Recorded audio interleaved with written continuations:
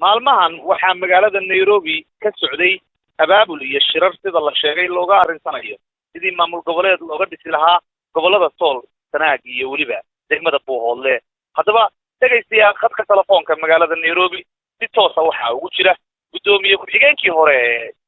SSC qadarna ah sida la sheegay gudoomiyaha guddida farsamada maamul samaynta gobolada Sool iyo Sanaag iyo degmada Buuhoodle gaashaalla sare Corneyl Cali Sabri oo aan ka wareysanayno bal sida wax u socdaan. waayahay marka hore Corneyl Cali Sabri ku soo dhawow qolka faallada iyo falanqaynta siyaasadda ee SSC. waa dhawahay waan salaamaya aad Corneyl su'aasha ugu horeysa rabo inaan ku weydiiyo waxa weeye waxaad warbixin naga siisaa shirarkan la sheegay inay maalmahan ka socdeen magaalada Nairobi ee maamul samaynta gobolada Sool, Sanaag iyo Cayn. bismillaah الرحمن الرحيم الحمد لله رب العالمين وأقسام يا عبد الصاد هذه اللي جالس هذا iyo بعدين الميديا الشرائع كبعدي وقت waxaan ka wadaanayaa marka qofku uu hadlayo oo rabayo inuu ku hadlaa yani awood u leeyahay marka inuu bixiyo hawshii aan wada jiray uu hayay goboladaas 4 sano ka hor baan anigu ay naga dhamaatay intii ka dambeysay dad baa noo wada marka iyaga uu awood inay wixii warbixina ay ka bixiyaan beesha aan joogno jaaliyada Nairobi iskuulana loogeyn maxay tahay sheegin in aan warbixin bixino ama beeshayaasha iyo dadka gobolka weli halkaas ma aan iskuulana afkar marka waxaan kula hadlayaa waa qof shakhsi u dhashay goboladaas muwaadina waa u leeyahay macnaha wixii dadka ku hadla haddii aan su-aasha kaaga jawaabay waxa weeye arrintoota waa arrin historia oo maxaa dastuurka federaalka Soomaaliya ayaa xaq u siiyay dadka wax samaysanaya laba gobol iyo ka badan oo isku afkarta oo isku kalsoon inay wax samaystaan waa arrin dowladda federaalka loo xisaaray loo sano ka hor dowladda federaalka waxay ku leedahay sidoo kale awood inay samayso hubiso dadkaasi inay ku dhaqmayaan sidii loogu talagalay oo ay ku hogaamiso inay samaysaan maamul sidoo dowladda dhexe ee Soomaaliya dhibaatooyinka awgeed waa ka gaabsatay inay gobolada ay ku dhiirato oo ka samayso waxay xistii lagu sameeyay maamulka Galmudug waxaa ka hadlay hogaamiyaha Khaatumo على خليج isagoo aad ugu cambaareeyay dowladda federaalka inay ka gaabisay arrintaas aadna maxay ahayd toy u dareensiiyay dadka Soomaaliya maxay caalamka in ay tiraahdo 2015 waxaa ku ag tahay Hiiraan iyo maxay tahay meesha la yiraahdo shabeellada marka waa arrin historia oo arrin khasaya ma aha haddaan shaqo ka nahay inaan sii wadno oo riixno xal baan u leenahay waa kasta shirarkaas iyo abaabulkaas xamar waa laga wadaa dowladaha waa laga wadaa halkan joogna waa laga wadaa waana loo fiican yahay ilaa hadda haddii ay noo soo baxshaan alxamdulilah rabbil caalamiin waxaana ku wajahaynahay waxay ahayd dowladda dhexena waxay ku leedahay waajib waana kala hadalay waana sii wadi doonaa inay isku afgarano dowladaha caalamka ee arrimaha Soomaaliya qaabilsan iyo hay'adahooda waa la kaashanaynaa maxaa wixii aan uga maarmi weyno waana riixaynaa inta arrinta kale waana kula jawaynaa bilaay waxaan rabaa inaan weydiiyo hawshan aad hadda wadaan Nairobi ka socota yaa gacanta ku haya oo arrintan dooran karaa way maamulkan cusub lagu midaynayo beelihii Sool iyo Sanaag waliba ay ku jirto jaanka Sool bari ama Sanaag bari reer maaqad yaa arrintan hadda maamulka qaatma gacanta ku haya muddo kale oo xilsaaray gacanta ku haya arrintan waan ogahay dowladda federaalka ka sheegtay in arrintan dastuuriga ay ka gaabisay laakiin hadda arrintan Nairobi yaa gacanta ku haya arrinta shacabka dadka u dhashay goboladaas ku haya sida society muxuu ahaa abaabulkeeda wixii maxay sida ay isu afkaranayaan iyo sida ay fuqaabilayaan iyo meesha la kaashanayaan shacabka gacanta ku haya nextatoole magaalada jooga waxaa ku haya dadka maxay shacabka ay golaha dhashay wixii ay kala maarmi waayaan waa la kaashanayaan marka iyaga gacanta ku haya oo dadkii u dhashay goboladaas isagoo hadda gacanta kula haysaa ma jirto saameyn intee leeg ku leedahay arrintan Nairobi maamulka Khartoum maamulka Khartoum gobolada inuu ka taliya waa maamulka Khartoum wax kale lagu daray gobollo kale awal waxaan ku ekayn dhulka aan ula jiray soo salaayahay waa isagu maxay ahayd gobollo kale lagu sii daray iyo dadka deegaanka sida uu noqoto laba gobol iyo ka badan dadkii wixii istaadan kara ee deegaan wada ah marka Khartoum ha ahaato shacabka Khartoum ha ahaato goboladaas waxay ahayd soo salaayahay iyo booqol ha ahaato waa wax dadku wada leeyahay idina si gaar ah uma yeelan karto idina si gaar ah uma samaysan karto boroseska waa loo kala horeeyaa oo dad bacdi goor bilaaba oo shaqaala marka sidaas bay u socotaa Khartoum waa ka mid waa mahadsan tahay waxaan rabaa inaan ku weydiiyo dhinaca reer Maakhir sidee bay u danaynayaan beelaha reer Maakhir hadafkan cusub ee bilowga ah ee maamul u samaynta gobolada Sool iyo Sanaag iyo Cayn rajaynta leegtay baad ka qabtaa arrintan inay hirgasho yaayo arrinta kale waxay ahayd sida gobolada koonfurta loogu sameeyay maamulka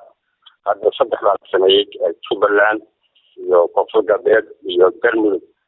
boroseski oo ahaa Hiiraan iyo Shabeellaha Dhexe ugu socda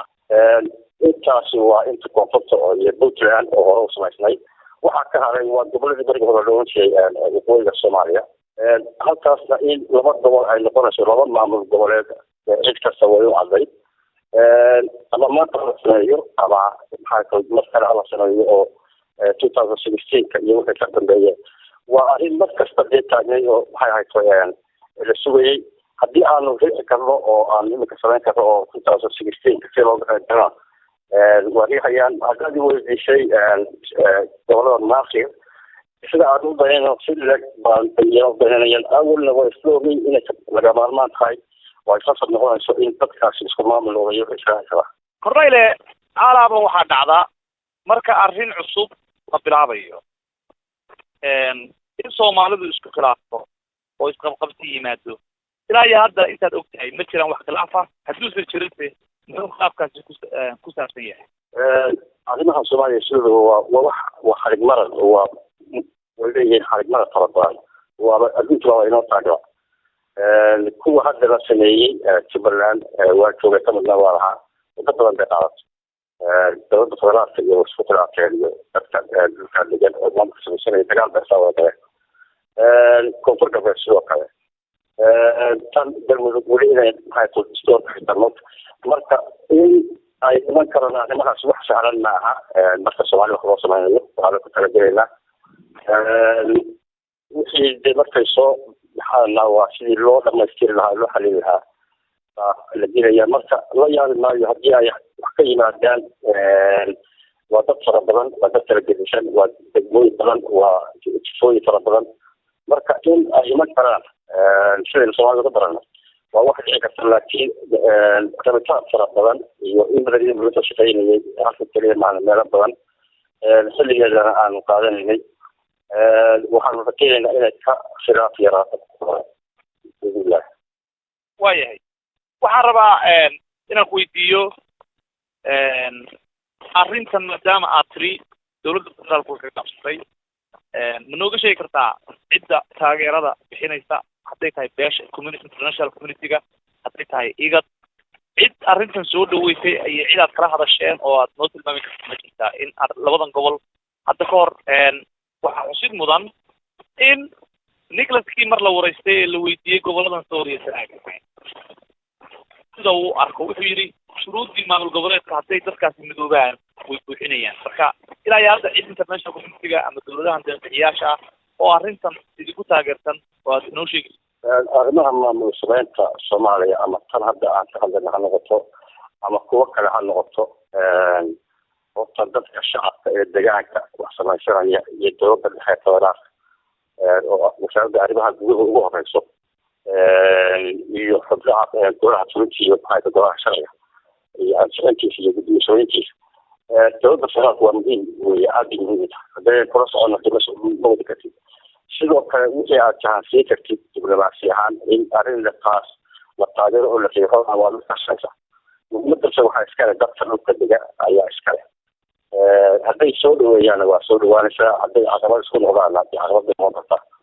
marka hadda kuma sheegi karo ciddaas iyo ciddaas maxay ahayd wax allaale ciddaanu heli karo dadka soomaalida ugu weyn inayna aqbalaan kuwa kale oo aan daraska noqonayna insha allahu oo aan wadaagno maxay tahay xadka ama puntland ha noqoto waliba dadkeedu kamid ahaan jiray ama ha noqoto somaliland oo maxay ahayd iyana in maxay ahayd aanu isla fahano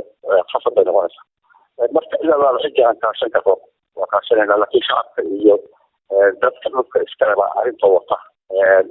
iyagana mas-uulka inta ugu weyn hadday isku afkartaan anagu isku afkarsana hadday taan ogahay hadda waana rabitaankeedana waa wada aragnaa dadka iyaguna waa u heeran yahay waqtiga nagu gaaban oo maxay ahayd 2016 baa dakaabiga lagu haya bisha December iyo wixii ka dambeeya waa la xirayaa arrimahaas sidaan inta bishan lahayn baanu markaa iyaga talaka sameynaa haddii noo soo gashan alxamdulillahi rabbil caalamiin haddii ay dib u dhacdana dee waa wax la sugayo iman doona oo doorashada 2016 wixii ka dambeeya ayay noqonaysaa khasab gobolada waqooyi oo aan u malaynaya laba maamul goboleed inay noqon doonaan iyo 5 maamul goboleed oo koonfur toddobaad sanad ka koobnaanaya marka cidii soo horeysaysa iyo cidda gabaladiga kaaba waa wax maxay tahay aynu dee lagu talagalay oo loo ansixiyay dastuurkeeda oo heshiiskeeda la yahay dadkuna inay caqabad isku noqdaan waxooda soo dhaweystaan iska fahmaan fiican danta lagu soo dhawaadaa marka waa si fiican waa ku dhamaa insha allahu kuwa kalena inay iska xidda ay dib u dhigin ay nala qaataan waa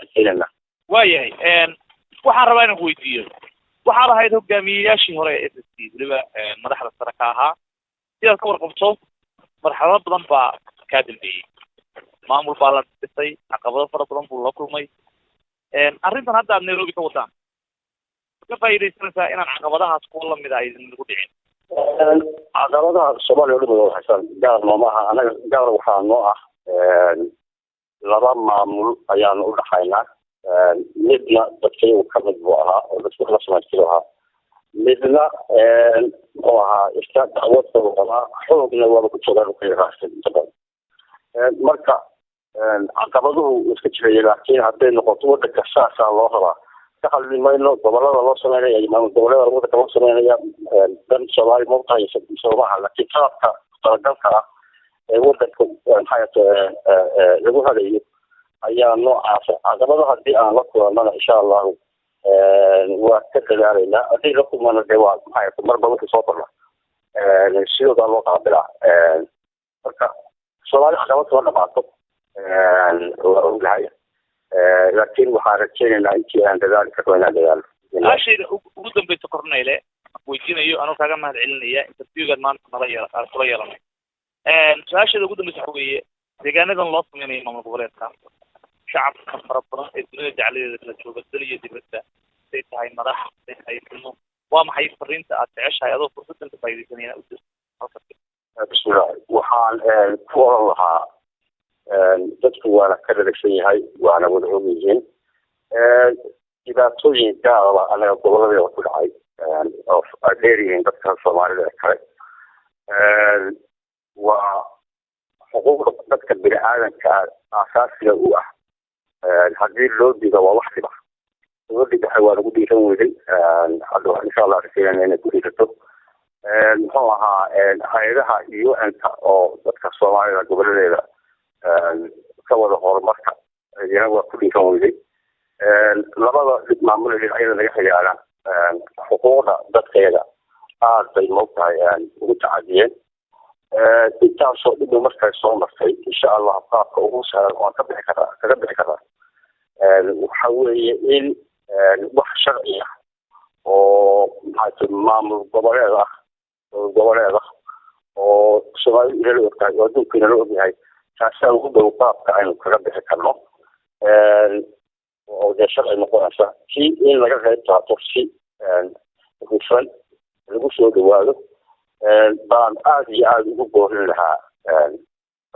deegaanka goboladaas iyo dadka kale soomaalida dadka soomaalida waa ogahay waxay noo hayaan simisi weyn waa gobolo meel weyn ku yaala mudanaha soomaaliya qayb ka dhaata aad iyo aadna waxaan u jeclaan lahay in wax ka tari karaa ay ka taraan dadka u dhashay ay ka qayb qaataan haddii ay kaasi waxau ahaa guddoomiye ku-xigeenkii hore ee maamulkii SSC hadeerna ah guddoomiyaha guddida farsamada maamul samaynta gobolada Sool Sanaag iyo Cayn Cali Sabarey oo farka telefoonka ugu waramayay aad iyo aad baad u mahadsan tahay